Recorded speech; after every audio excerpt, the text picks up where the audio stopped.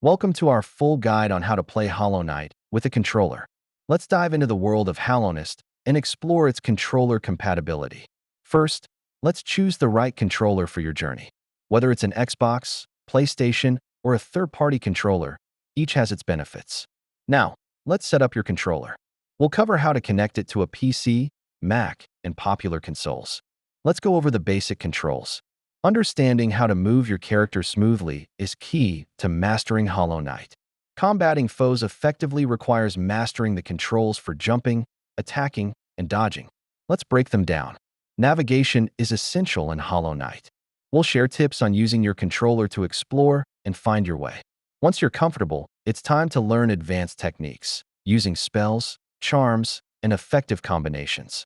Controller sensitivity can greatly affect your gameplay. Here's how to configure settings to suit your style. Having trouble with your controller? We'll troubleshoot some common issues you might face during gameplay. Thank you for watching. Remember, practice makes perfect. Here are some tips to enhance your Hollow Knight experience even further.